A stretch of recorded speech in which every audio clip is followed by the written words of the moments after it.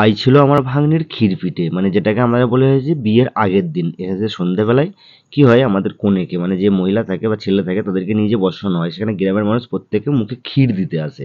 Actually এটাই হচ্ছে এটা নিয়ম। আর যাকে কোলে করে নিয়ে যেতে দেখতে পেলে সে হচ্ছে আমার একটা ভাগনা। তো চলে গেলো, ক্ষীরখানে বসানো হয়ে গেছে। তো ক্ষীর খাওয়াতে বসিয়ে কি কি থাকে ক্ষীর খাওয়ানোর থালে সেটা তোমরা ভিডিওতে দেখতেই পাচ্ছ। তো মোটামুটি 40 থেকে 50 রকমের মিষ্টি থাকে, একটা গোটা মুরগি থাকে। তো ও অনেক কিছু অনেক কিছু, তাও ইউনিক কিছু করার জন্য আমরা ফুচকা পর্যন্ত রেখেছিলাম। তো আমার ভাগ্নিকে ক্ষীর খাওয়াতে বসানো হয়ে গেছে। আর দেখতেই পাচ্ছেন খুব সুন্দর লুকে আমার ভাগ্নিকে বসানো হয়েছে। কাজের খুব ব্যস্ততার মধ্যেই ছিলাম, তবুও কিছুটা চেষ্টা করেছিলাম। আর পাশে যে বসে আছে ও দুটো হচ্ছে আমার ভাগ্নি।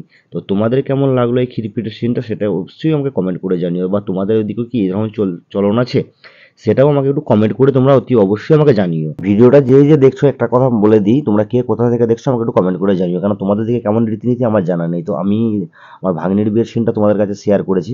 তো বসানো হয়ে গেছে, এরপরই মানুষ আসবে ক্ষীর খাওয়াতে, সেটাও তোমাদেরকে এই ভিডিওর মধ্যেই দেখাবো আমি। ক্ষীর খাওয়াচ্ছে তোমরা দেখতেই পাচ্ছ, গ্রামের মানুষ একে একে আসছে, ক্ষীর খাওয়ানো যাচ্ছে।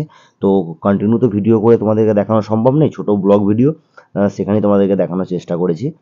আর আমার ভাগ্নিকে কেমন লাগছে এই সাজেতে তোমরা অতি অবশ্যই একটা কমেন্ট করো। তো এর সাথে আরো একটা নিয়ম আছে যেটা বলে নিই, ক্ষীর খাওয়ালে শুধু হয় না, ক্ষীর খাওয়ানোর পর কিছু টাকা দিতে হয়।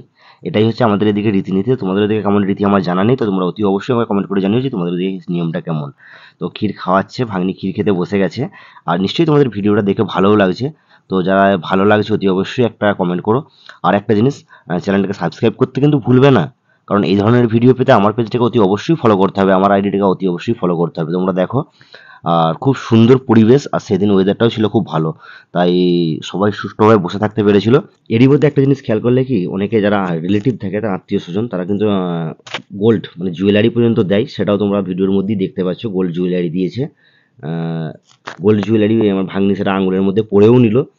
তবে বিয়ের পরবর্তী দিন, বিয়ের দিনের ভিডিও ব্লগ ভিডিও দেখতে গেলে আমার চ্যানেলটাকে অতি অবশ্যই একটা সাবস্ক্রাইব করে রাখবে, একটা ফলো দিয়ে রেখো, আর লাইক কমেন্ট করতে যেন ভুলো না। Bye bye.